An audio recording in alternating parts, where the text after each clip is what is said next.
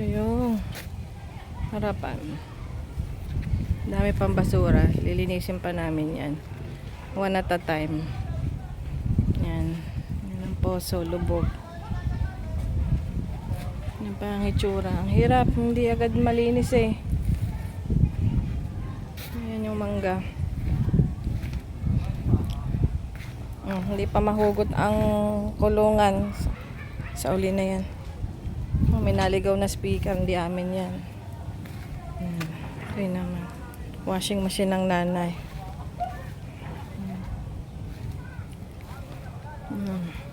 Ay.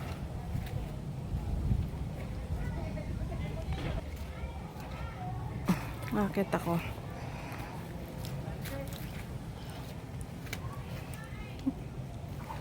Hep, hep, hep. Hindi ko pa nalalagyan ng sandbag ha. Wait lang. Basta kadyot lang. Magagawa namin yan. Gagawin namin yan. Di pwedeng hindi. Teka Kuya Jay. May manunulay. Hop. Hop. Hop. Ay, bakod.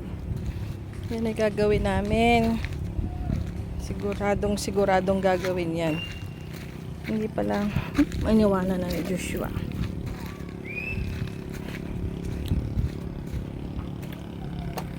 Ayusin namin yan, Uncle Jay. Don't worry. Because we care. Yan. Nilagyan lang namin muna ng mga paltak. Ayan. Nadagdagan ng sandbag. Ayusin yan. Dinagdagan naman ni Andro ng mga ano yan, alambre. Yan. Naambon eh. Ganyan pa rin ang ng likuran ng tubuhan. Yan. Yung tambak na yan kasi yan na yung lagnas eh. Pero pupunta ako sa lagnas para makita mo. Ito kinahepe. Bali ang harang nila, yan, yung mga nagtambak na mga trosong yan. Sakto nga sa kanila eh, may makaharang agad eh. Yung ating kasi hindi, luwad na luwad, kaya tama lang na hinarangan natin. So ito na kinahepe, pagitan natin. Tamo. Kinahepe, oh, lubog ang ulbo ng baboy.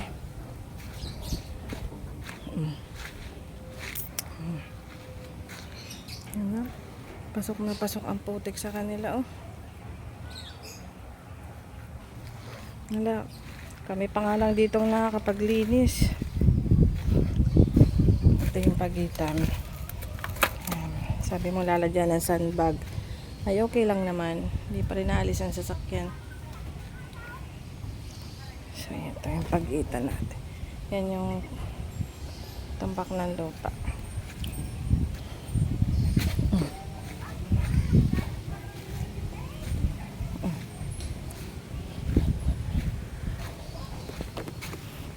Ito tayo sa lagnas.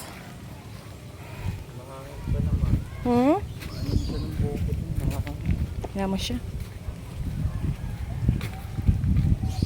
May daan naman ho dito, hepe, na ano, lagnas. Pwede mo kasi mo, babe. Aha. Kung busy mo kami umuwi na. Kung bala daw. Mautas mama mo.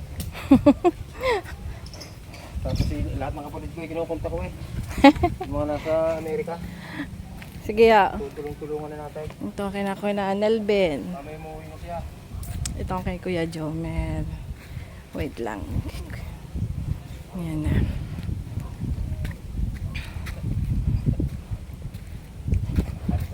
Yan na kay Kuya Jomer. Oh. Tamin, oh. Tumba ang kanyang kubo. Yan, ang lugar ni Kuya Jomer. Yung kubo niyan tumba.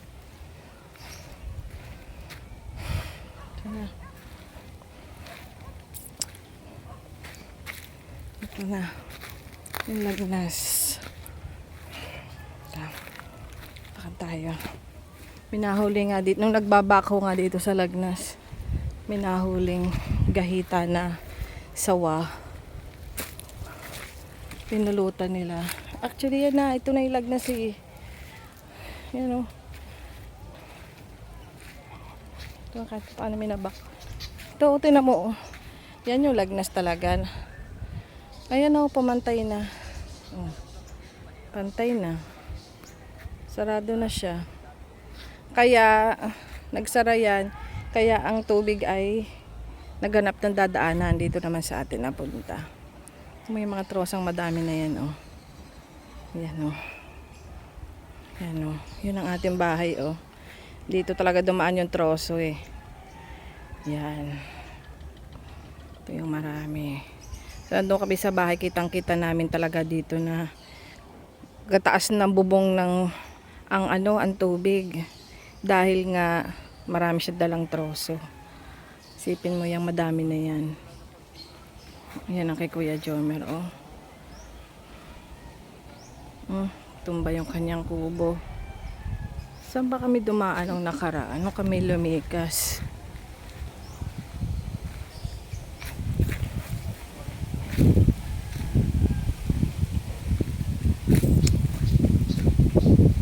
Yan na yun, oh. Yan na yung lagnas, eh. Pumantay na. Puro troso na.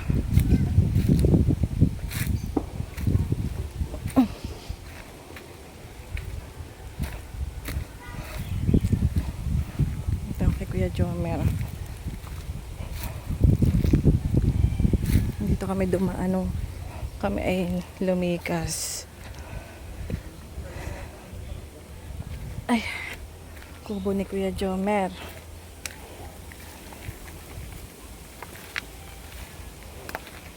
Ayan, ang kay Kuya Jomer. Kawawa naman. Hindi mo nga naman alam kung saan ka mag-uumpisa dito kay Kuya Jomer. Kaya nga kami nagbisinukay, padami na rin yung loob ng... Oo nga, at least itong kubo man lang ay maitihaya at siya may matigilan. Ayan na mo.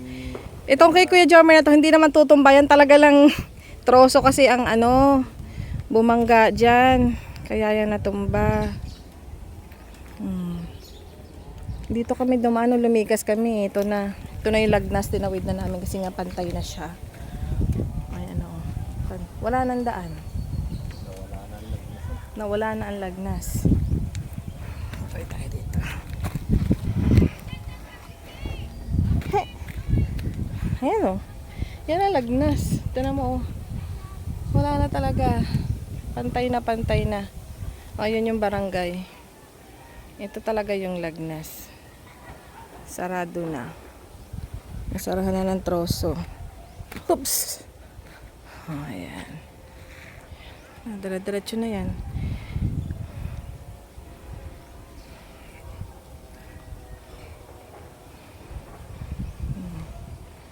Ayan.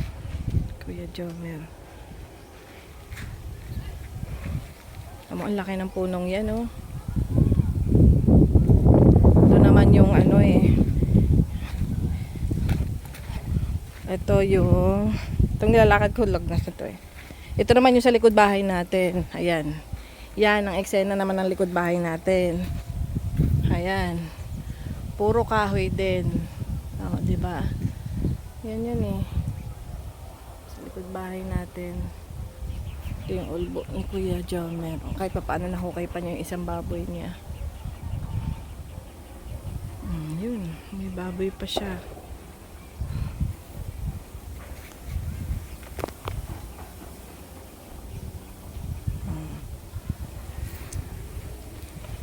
So wala nang lagnas. Pantay na.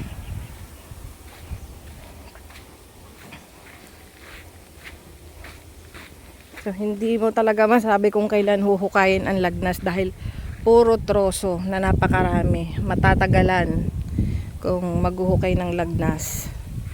So ngayon kung uulan, hindi naman yan dadaan na sa atin ng tubig. Tulad nito, oh, may daan na dito. Siguro, konting baha, pero bababa lang ang tubig, hindi naman yun ma-stuck sa atin. Mataas pa rin to, eh.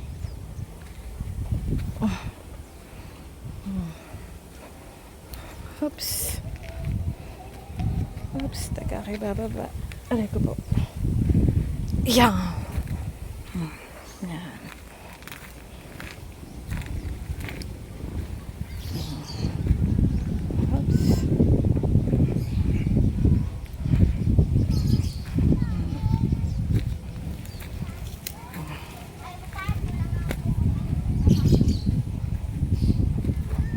matatagalan pa rin ang tubig at natabunan ang mga troso, ang linya.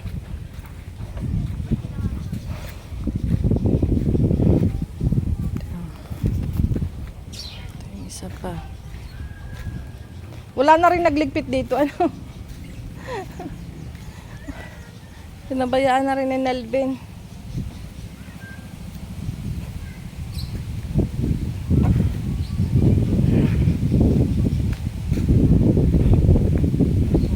Swerte pa. So wala na tong daan na to, hindi na daanan ng sasakyan. Mataas na. Buti. Kaya dito na kami dumadaan ngayon. Dati nakabakod to eh. Ayan. Yan ang tricycle ni De.